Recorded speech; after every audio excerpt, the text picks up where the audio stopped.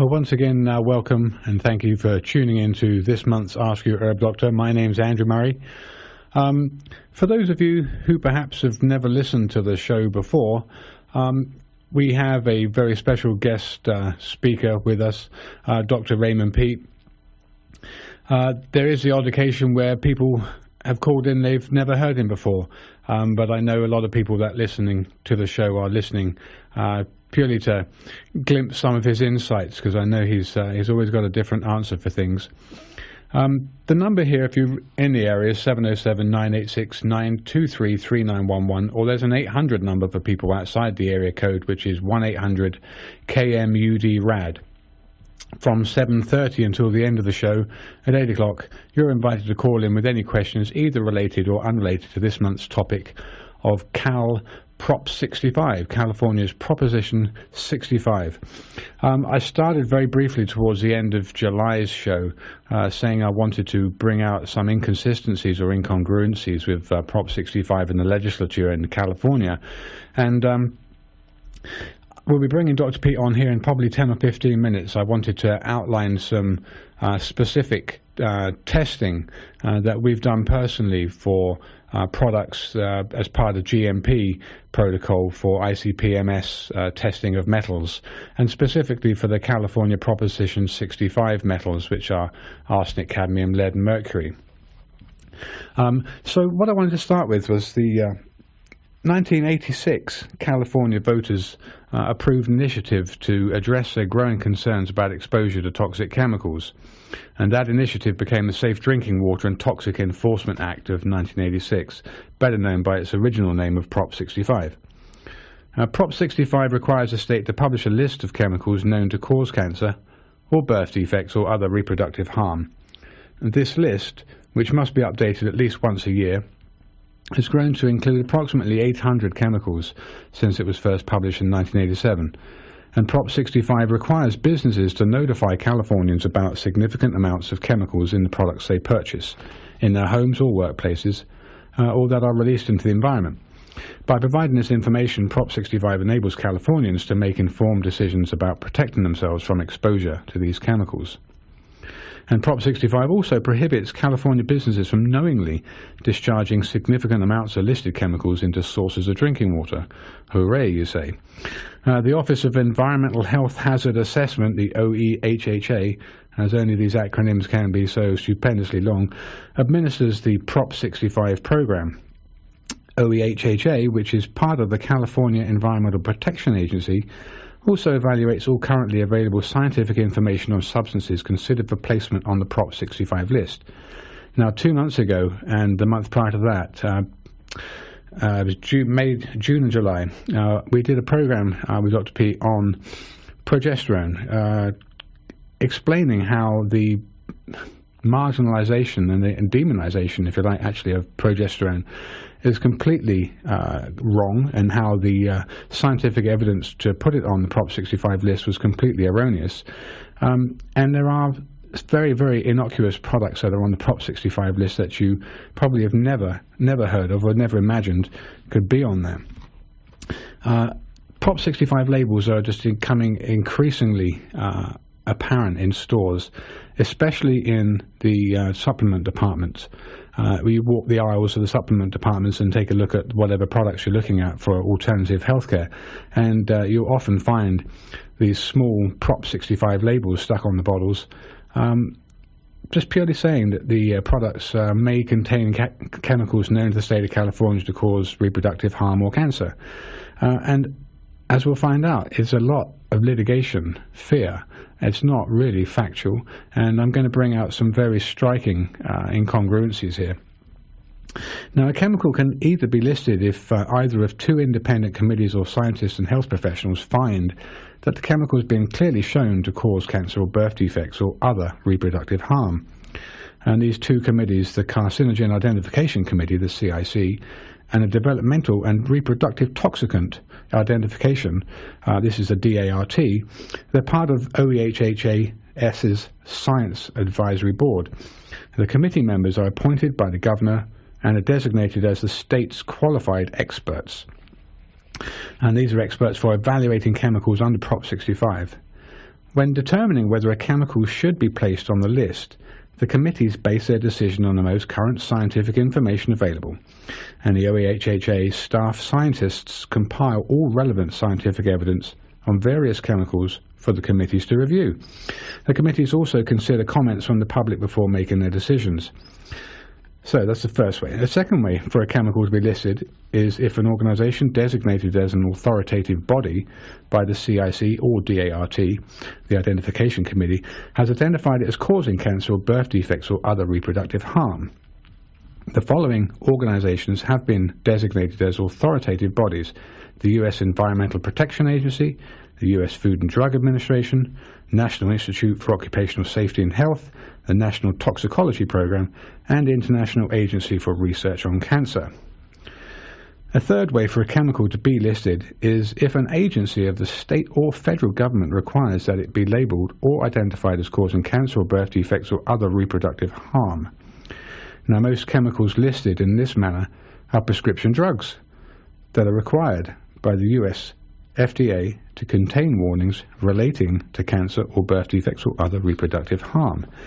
We think we've seen plenty of drugs like that. Now, the fourth way requires the listing of chemicals meeting certain scientific criteria and identified in the California Labor Code as causing cancer or birth defects or other reproductive harm. And this method established the initial chemical list following voter approval of Prop 65 in 1986 and continues to be used as the basis for listing as appropriate. Now, how about this? Businesses with less than 10 employees and government agencies are exempt from Proposition 65 warning requirements and prohibition on discharges into water drinking sources. Okay, did you catch that? So if your business has less than 10 employees or you're a government agency, you're completely exempt from discharging waste into drinking water and the relevant Prop 65 warnings.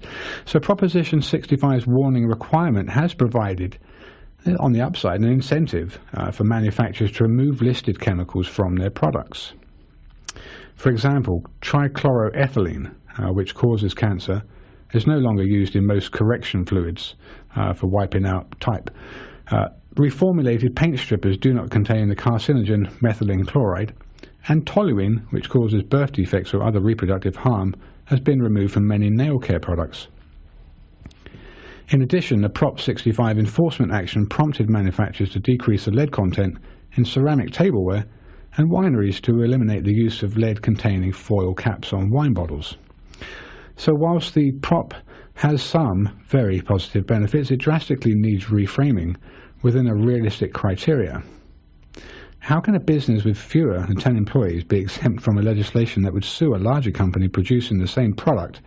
And how is it that commonly available foodstuffs are far over the maximum allowable daily limit currently in place and legislated for by Prop 65? Now, it seems the only winners from Proposition 65 are the attorneys who bring the lawsuits, and there are some additional facts that are not so commonly known. Now, chief amongst these are: since Californians have been warned of possible carcinogens for the past 27 years, one would expect to see a decline in cancer rates compared to those states that didn't adopt similar right-to-know laws. In fact, no such decline exists.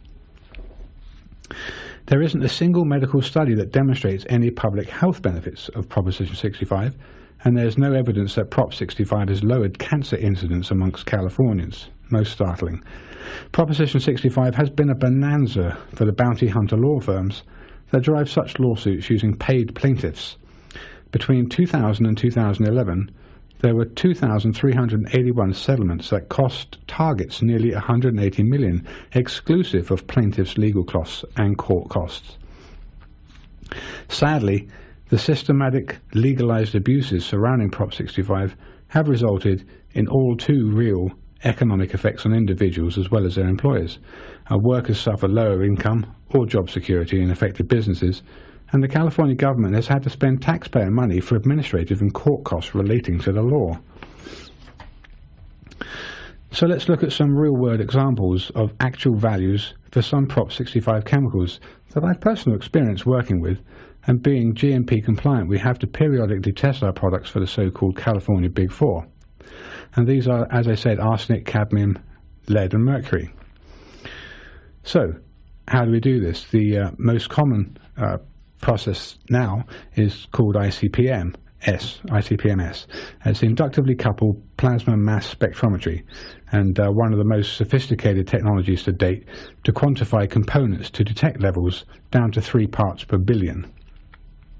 So typically a ppb, a part per billion quantification is what's used, and typically that detection limit is about 4 parts per billion, is about as low as it can go. It may well change as time goes on and technology improves, but certainly much more sophisticated than the previous calibrations for it. Now, Prop 65 components of natural medicinal herbs which are tested by ICP-MS include, as I said, arsenic, cadmium, lead and mercury. Now, for above ground foliage, the analysis shows typical ranges in the low teens to 60s parts per billion, not of mercury typically, but for cadmium, arsenic and lead. Root analysis, typical ranges mid-20s to hundreds, depending on the location grown and the species. Now, I'll just give you a quote here from some before and after extraction results that we've done personally. We'd purchase a product, we would spot check it for confirmation of a vendor certificate, send it off and get an ICP-MS analysis for it. Once the product's cleared QC and has been produced, that extract is also then sent off for ICP-MS analysis, and then we can see what kind of product we've produced or what the extraction process has done for the metals that may have been present in the raw material. So, turmeric root. Have a think about that, will you? Lots of people eat turmeric for its health benefits. Its documented anti-inflammatory and anti-cancer activity are published and have been known for some time, especially in Ayurvedic medicine. Now, the typical quantity in raw root were as follows. Arsenic, 395 parts per billion. Cadmium, 41.9.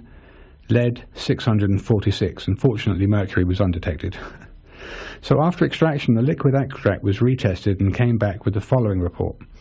Arsenic 68.1, cadmium undetected, lead 6.6, mercury undetected. Another fairly common herb, lobelia. Arsenic was 43.9, cadmium 79.6, lead 357, and mercury 10.2. Now, after extraction, the liquid extract was retested and came back with the following report, where all the tested elements were actually below the detection limit. And then echinacea root. People are very familiar with echinacea. The arsenic there was 115, and the cadmium came back at 20.5. The lead was 17.3, and mercury in that sample was undetected. And then after extraction, the liquid extract was retested and came back with the following report: arsenic 5.9, cadmium, lead and mercury undetected. In fact, in all of the ICP-MS testing that we've done, which is extensive, extraction produces a 5 to 10-fold and above removal of any existing raw material components listed by Prop 65, resulting in the maximum allowable daily limits, which are well within Prop 65's legislatively directed values. In many cases, the raw material would fall outside the allowable exposure, but what I really want to point out was the foodstuffs we had tested. So crab, we had crab tested, and this is local crab here from Shelder Cove on the Pacific coast here. So crab, arsenic came back at 12,400.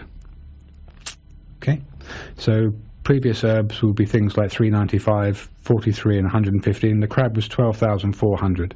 Now, when I spoke to the scientist at the lab that tested this, they did offer the consolation that this arsenic was not potentially a toxic product, and that they could do specific speciation for this to find out whether or not the actual amount of toxic arsenic was as high as it looked like.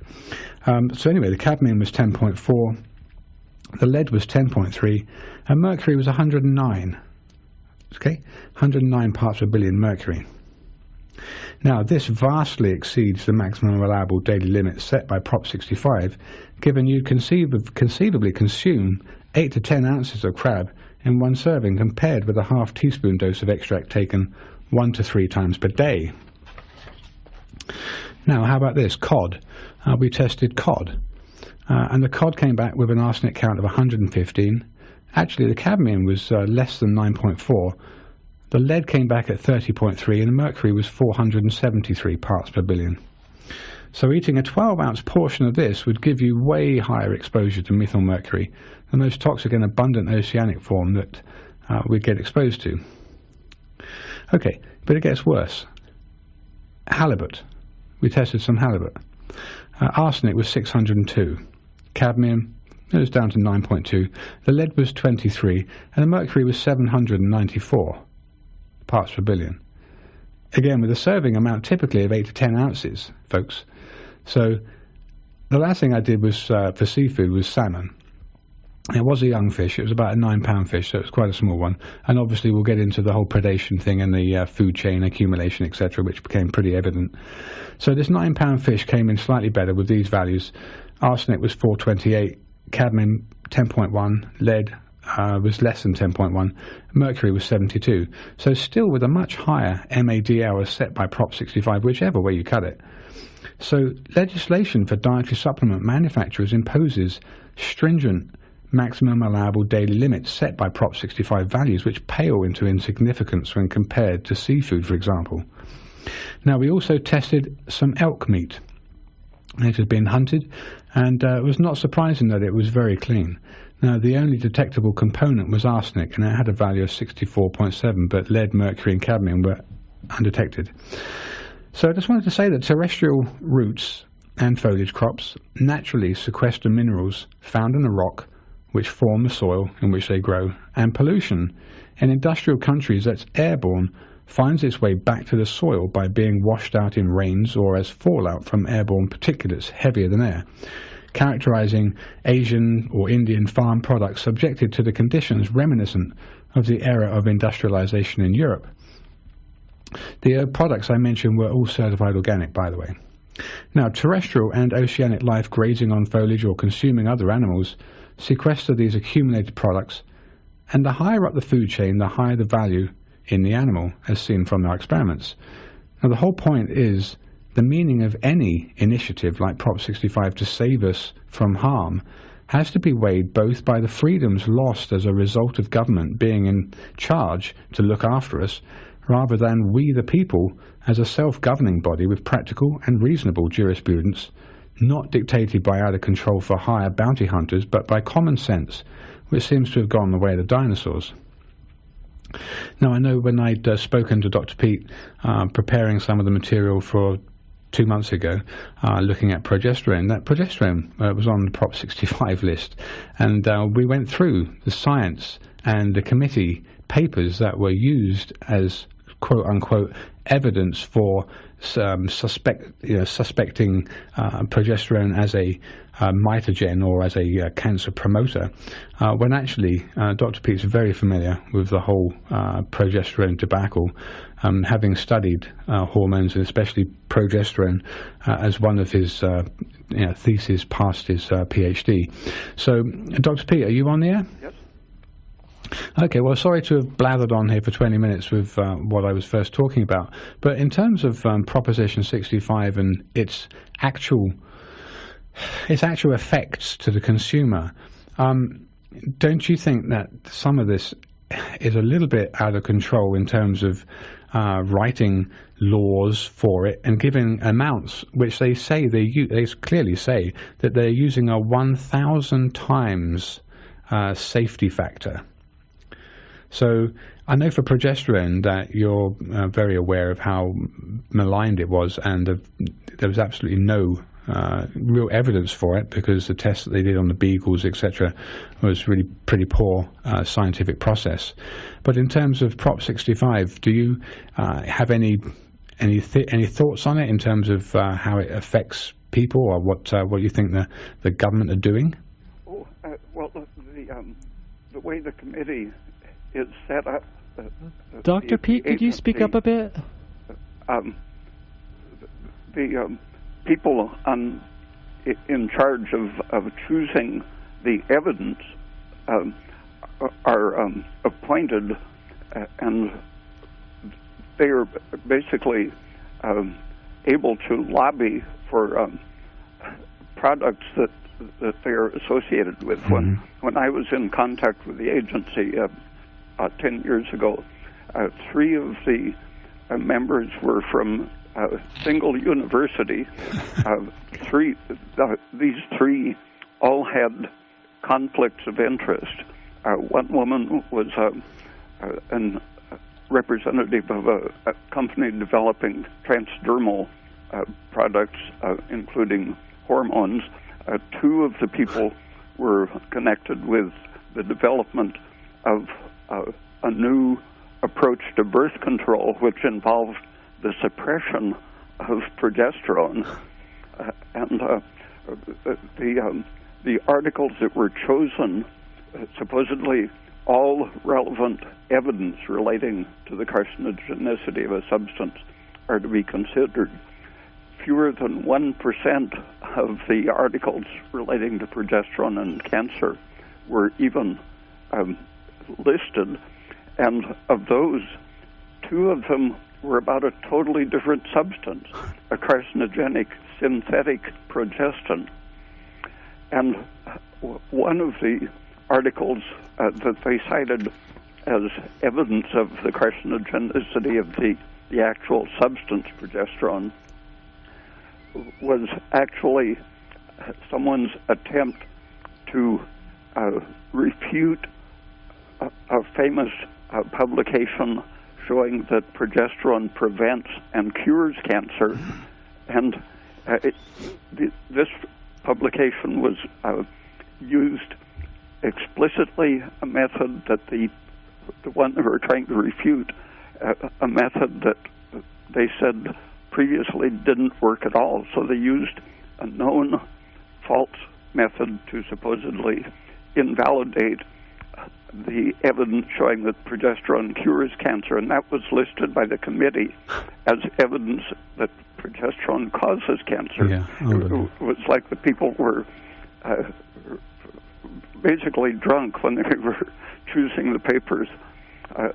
And I asked the chairman of the committee for the names of the people who made those crazy choices of evidence, and she said they were too busy to give me that information. And my impression was that it was not really a regulatory agency in public interest. It was promoting products. Right. On a pay-for-view basis. Yeah, and the university that these people worked for, I looked at their research support. I forget the number, many. There were dozens of grants promoting arguments, research that gave the impression that estrogen was therapeutic for many different things. And I looked for how much they had on progesterone. They had 2 or 3 research grants which were aimed to show that progesterone was harmful.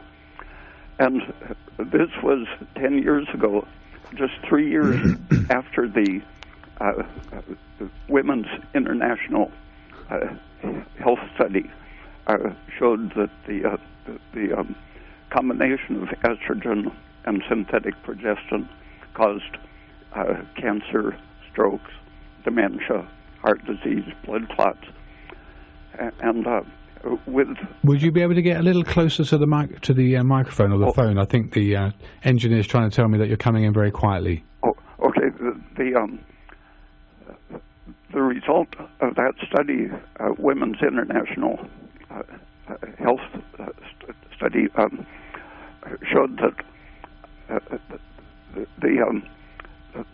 those negative results resulted in an extreme rejection by women of the use of that combination of synthetic progestin and estrogen, and there was an 80% decrease in the use of that particular prescription form of progestin plus estrogen, with the loss to one company lost billions in sales. Everyone invested in promoting estrogen, especially with a synthetic progestin, saw their main profit-making product becoming very unpopular, and suddenly, at that same time when estrogen sales were falling, progesterone sales had increased 100-fold. Right. And suddenly money became available to research progesterone as a toxic substance. And since that time, since the early years right after the study came out, there has been just a flood of people researching progesterone as a brain toxin, a carcinogen, and so on. And when you examine each one of these, they're doing things known previously to produce the results that look bad. Right. For example, where progesterone is known to reverse a brain tumor, they were using about 100 times smaller dose and claiming that it caused the tumor, and finding changes in breast tissue that they said was associated with breast cancer to distract attention from the studies that showed that it reversed and prevented breast cancer. Okay, you're listening to Ask Europe, Dr. on KMUD Garberville 91.1 FM. From 7:30, that's now, until the end of the show at 8 o'clock. You're invited to call in with any questions related or unrelated to this month's discussion here of Cal Prop 65 and its effects. And also we'll be, like I said, opening up for questions that don't have to be surrounding that. And I do have some questions that have been previously written that I want to ask Dr. Pete about for his feedback. So, Dr. Pete, I guess not to labour the Cal Prop 65 thing anymore, other than to just explain that there certainly is isn't it the way always in government, though? There's certainly interested parties for and against certain things happening, and obviously collusion between companies, especially when there's plenty of money involved to protect vested interests. But I think if people ever wanted to find out more about this, and I mentioned this on the last radio show, that Dr. Carla Rothenberg's PhD dissertation was basically exposing all of the bad evidence, all the bad supposedly scientific reasons for which were given that progesterone was to be deemed a fit for the list, was actually very inconsistent, and she clearly outlines the mistakes that were made. But like anything else in big government, I think it's just extremely difficult to get it to change. It's like trying to change the direction of an oil tanker. Once it's moving in a certain direction, it takes a long time. It's taken how many years here to get people to hopefully stop consuming liquid oils and recognize the fact that the brainwashing surrounding saturated fats is actually very wrong, and that people are actually much better off using saturated fats. It's probably taken 50 or 60 years. But anyway, we have a caller on the air. So let's take this first caller. Call away from, and what's your question? Hi there. My name's Allie. I'm from Calgary, Alberta. Okay, hi. Welcome to the show. My question is, well, basically a few years ago I developed symptoms of androgen excess, okay, such as like hirsutism, and my voice actually got a lot lower. Okay. And then about a year after the onset of these traits, I decided to supplement with progesterone after reading Ray Peat's writings. Okay. Well, this hormone, it did work wonders for many symptoms. However, my voice never went back to normal, and a few other things never went back to normal. Okay. And it actually also caused extreme irritability. But anyway, my question is basically, do you think it's possible to get my singing voice back to where I can sing high notes easily again? How old are you first? Did you say? I can't remember. So I'm 23. 23, okay. So whether it's possible to get your high notes back again, because that's one of the main things that have been troubling you that hasn't returned, is you say your voice is deepened.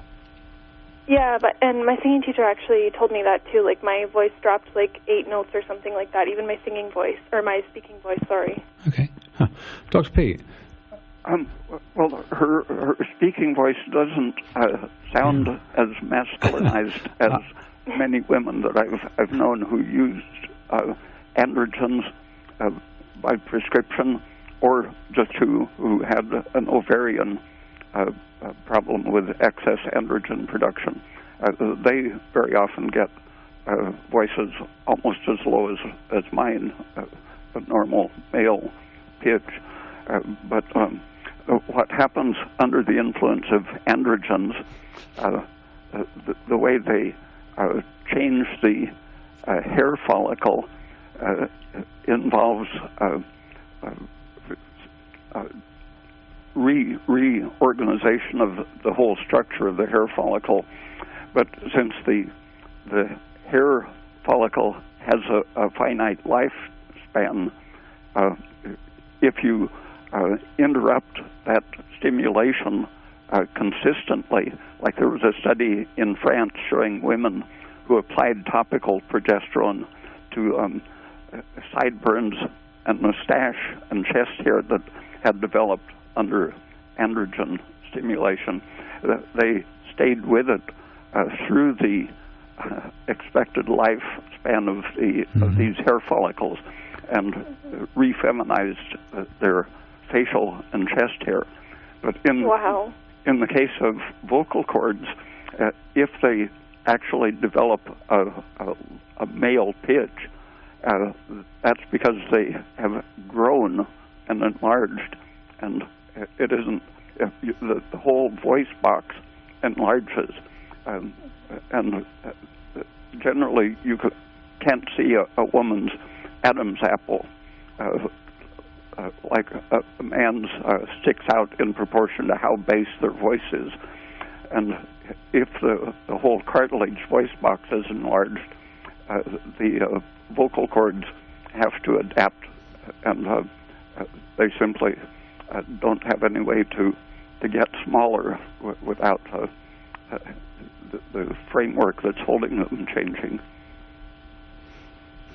Okay. How long did you say that you were under the influence of this androgenic excess that gave you the hirsutism? And it's actually kind of interesting looking back, because it was only for a period of a few months, but I was living a very toxic lifestyle. My job had me working 8 hours, basically walking to and from tables. I was a waitress, and I never got a break. I didn't get a chance to eat. And so I was like exercising for 8, sometimes 12 hours a day for about 3 months, 4 days a week. And it's, I don't know why it caused that in me, because clearly a lot of waitresses don't have that problem. But I was a girl who, I could sing very, very, very high notes before, and I had almost, I'm sorry if this is too much information, I had almost no body hair at all. And then after waitressing, both of those plus other changes happened, and I would, call it virilization. And then it also happened again a few years later when I was waitressing again. Right. And those were the only times that's ever happened to me. Right. Since your voice doesn't really have a masculine quality, it's possible that some of the loss of the high notes is the result of swelling or edema, and often something that suppresses thyroid function will cause edema of the vocal cords. And just by correcting the thyroid, ideally, the water can quickly be extruded. Even the cartilage can change shape a little bit by losing some of its excess water. And so it would be a good idea to have your thyroid carefully checked. Check your waking temperature and pulse rate and your midday temperature and pulse rate.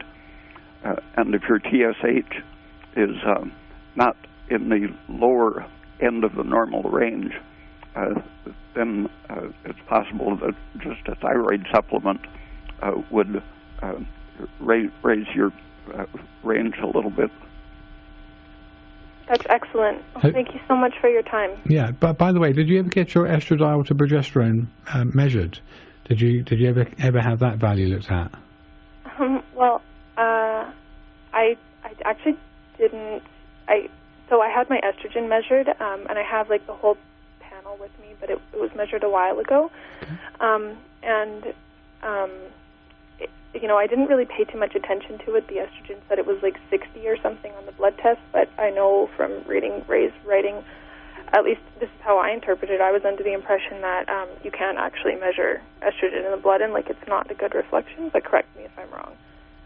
Yeah, well, but blood test for estradiol is certainly very relative in terms of it's a subjective amount, and when your progesterone is measured, there's a very definite ratio between the two, which is very... Yeah, and he did not measure progesterone. Oh, okay.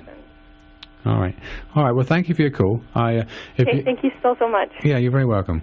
Okay, so we do actually have 3 callers on the line, so let's take this next caller on the air. Where are you from? What's your question? Yeah, my name's Jeff, and I actually have 2 questions. I'm from New York. You're from New York. Okay, cool. And first one is, I've actually been doing the Dr. Pete diet. I've listened to all the shows, and what I'm finding is that I'm taking 90 milligrams of natural desiccated thyroid twice a day. It's about 3 grains a day.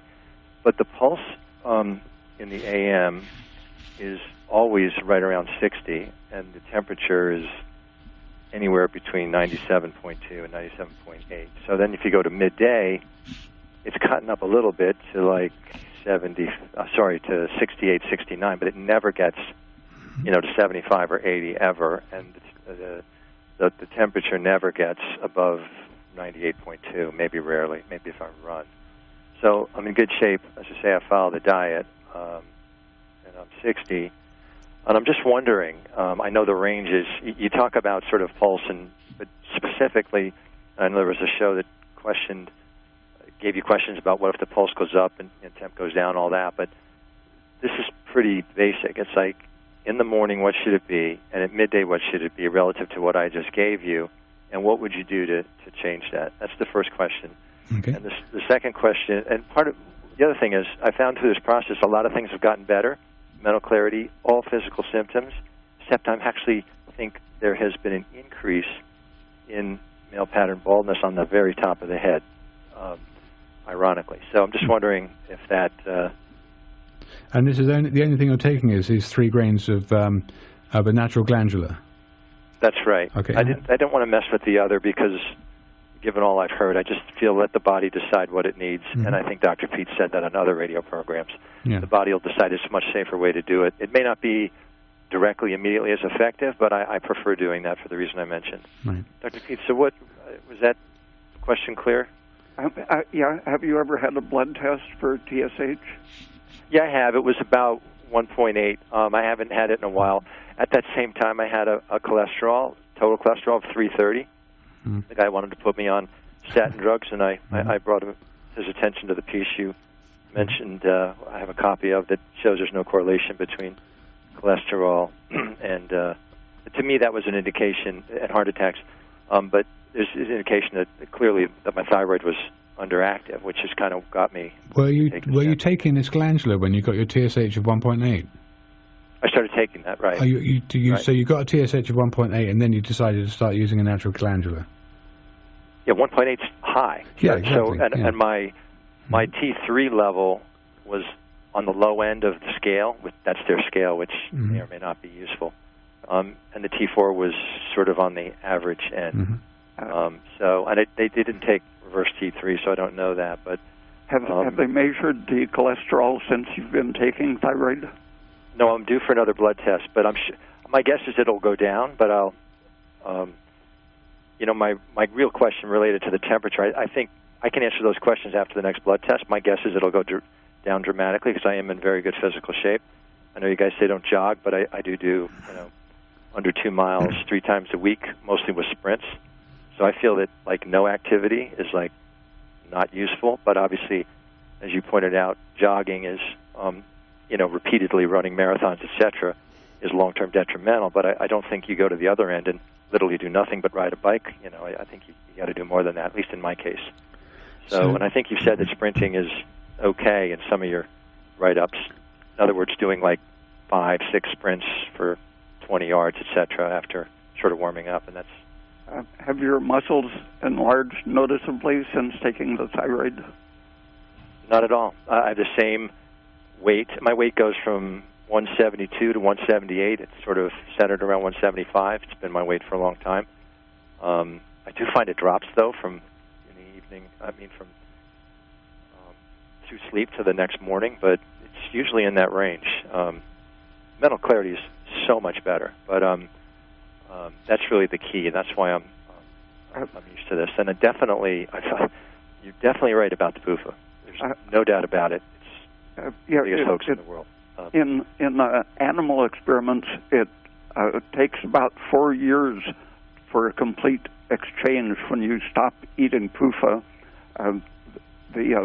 it's just a random exchange of what's in your present diet and what's in your body, and that takes 4 years to be complete. So it takes about 2 years to get a good 50% reduction in it, where you'll start feeling your thyroid more consistently. Because for taking 3 grains, your pulses and temperatures do seem pretty low. If someone is overweight, it would take 4 years, but on the lean side, more muscular and more active, perhaps that accelerates the process. But by the way, there's no chance that you can eliminate PUFA. I mean, the notion of getting 5 milligrams per day is like a fantasy. You just can't do that. It's like impossible for anybody, even you, Dr. Pete. There's no way you can limit it to 5 milligrams, right? Because if you add up the milk you drink and the eggs, etc.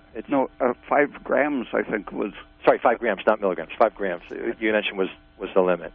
Yeah, it's possible to get it down to a couple grams a day, which is the inflection point where you see cancer correlating very closely to the amount of PUFA in your diet is around 4 grams per day. And so if you're pretty safe if you keep it under 4 grams per day, which you can do just by low-fat milk or skimmed milk, fruit, and low-fat cheese and eggs and such. I do all that. The only thing I do take is cooked vegetables. I've been doing that like twice a day. Ironically, I was thinking to myself, sometimes I can't sleep at night. I'm thinking, if you cook food, you're killing the enzymes. And if your stomach is not generating those enzymes, you're going to have trouble breaking down that food, even if there's less PUFA in it. I'm wondering whether digestive enzyme, Lita Lee talks about that, and I know you know her. Is that something that ultimately is useful, recognizing you have to worry about additives? No, I think if you're going to eat vegetables, they should be thoroughly cooked. Otherwise, partly the problem is that you can't extract all the nutrients if they aren't thoroughly cooked, and some of the carbohydrate complexes are going to feed bacteria if they aren't thoroughly cooked. I think measuring your cholesterol again and having your vitamin D level checked. Sometimes a deficiency of vitamin D interferes with the way your body is handling the thyroid.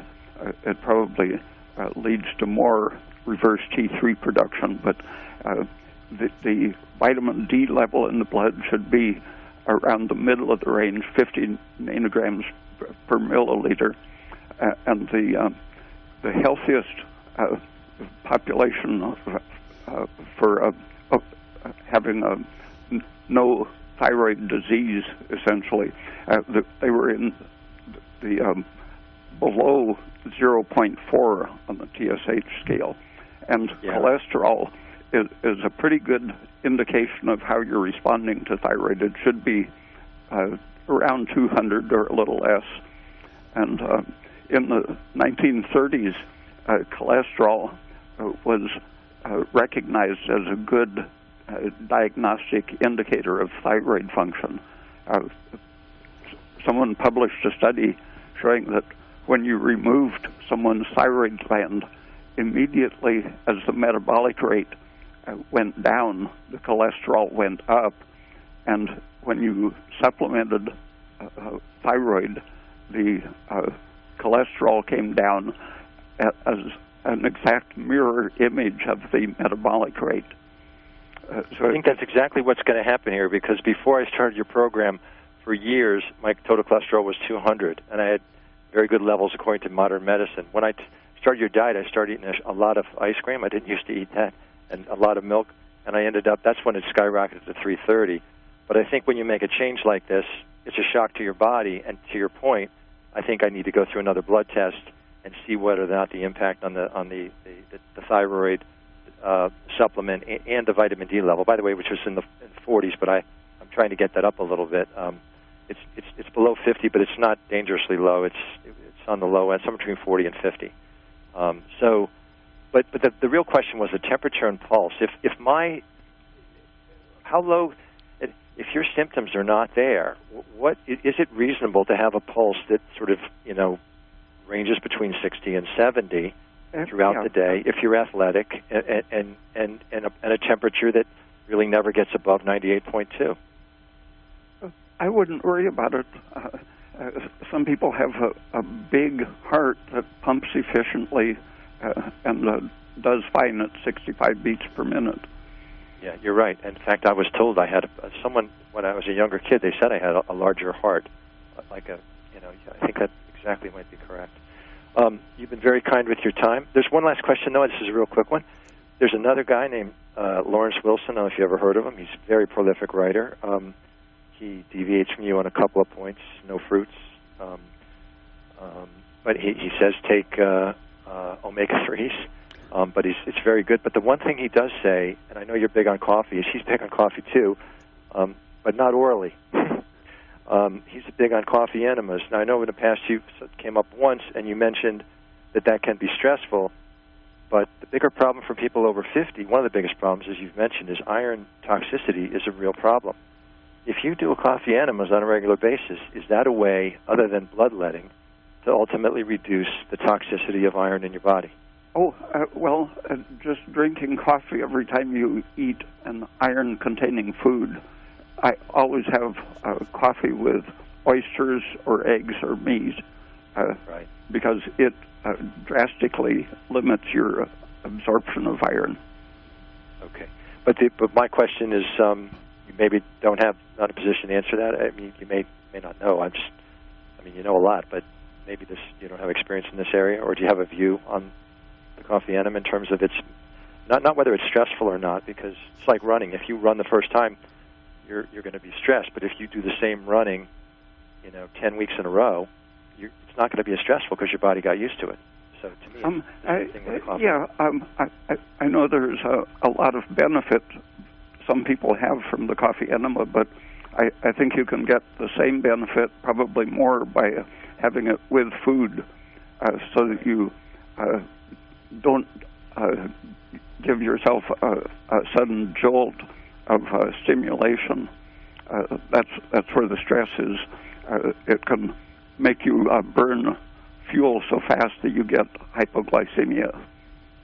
Okay, well, I appreciate the calls, caller.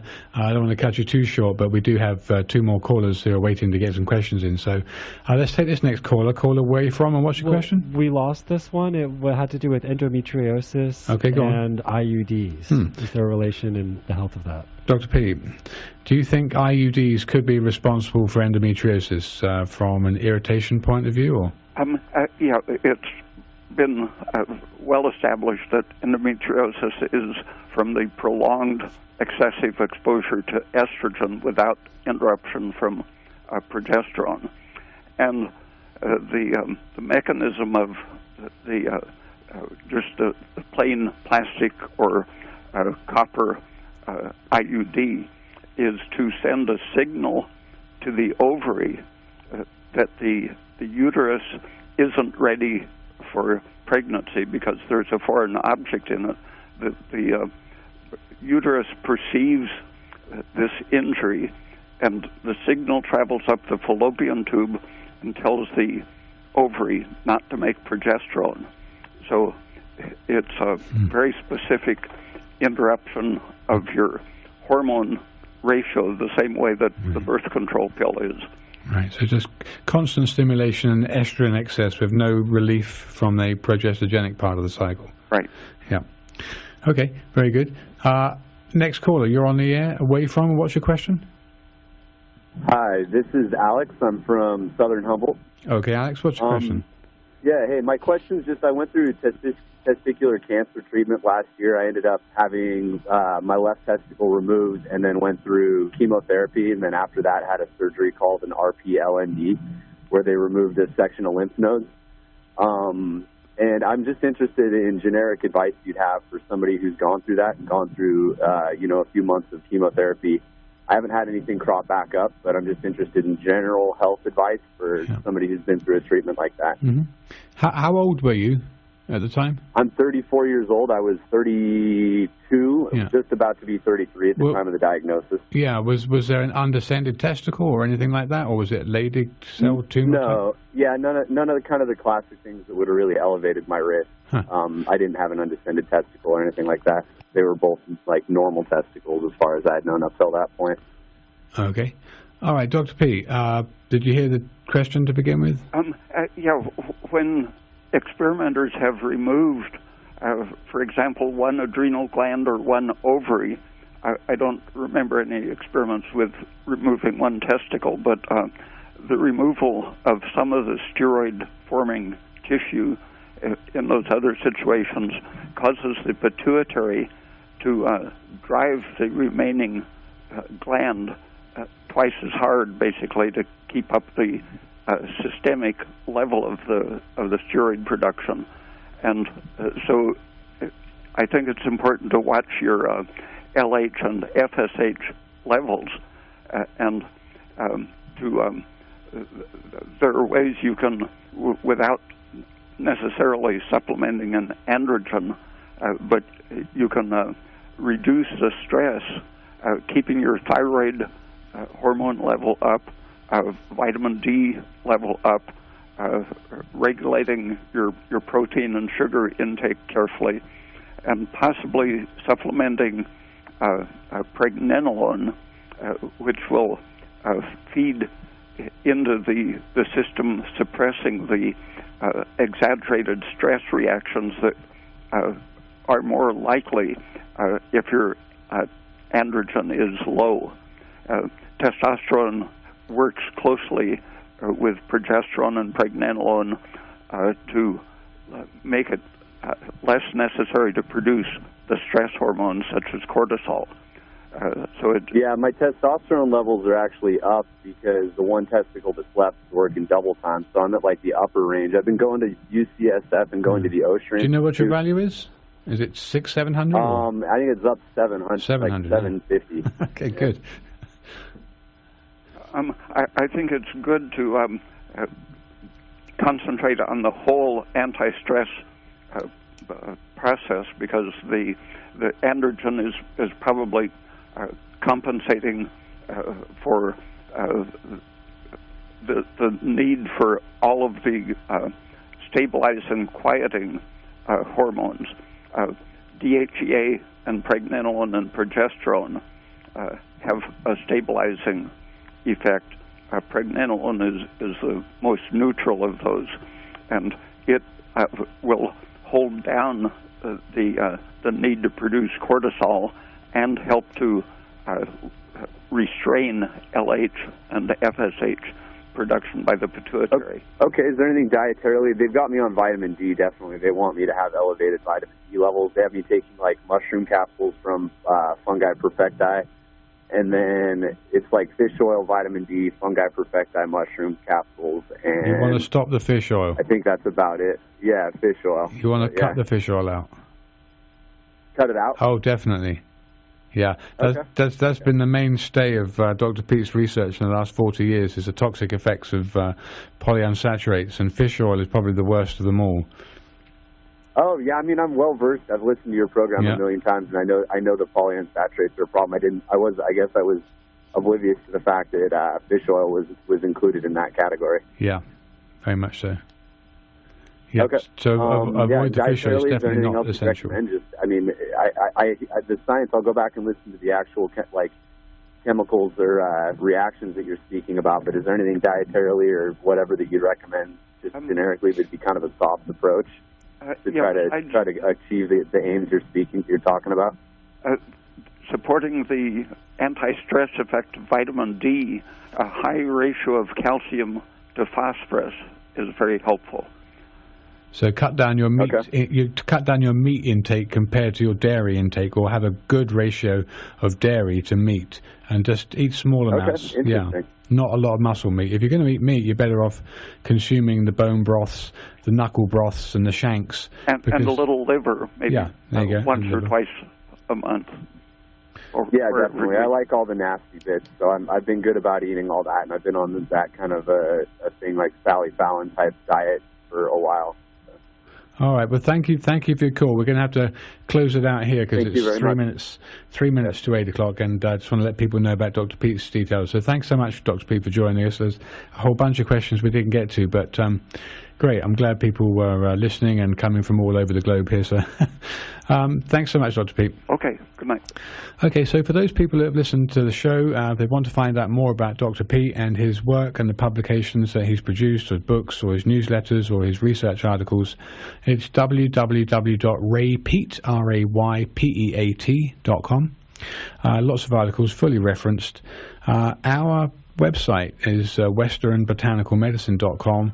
Under the resources tab, we've just uploaded all of the shows, including the 2016 and 2017 shows. And big fans of Dr. Pete. He's taught us a lot, and it's how we live.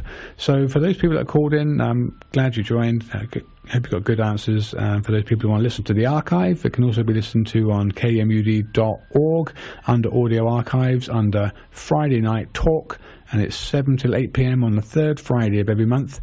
Gosh, I'll be driving home in the dark here, folks. It was just like yesterday. We were at the solstice, and now we're already winding forward to the autumn of fall. Here it comes. So thanks for listening. Our number here is 1-888-WBM-HERB. We can be reached Monday through Friday business hours. Good night.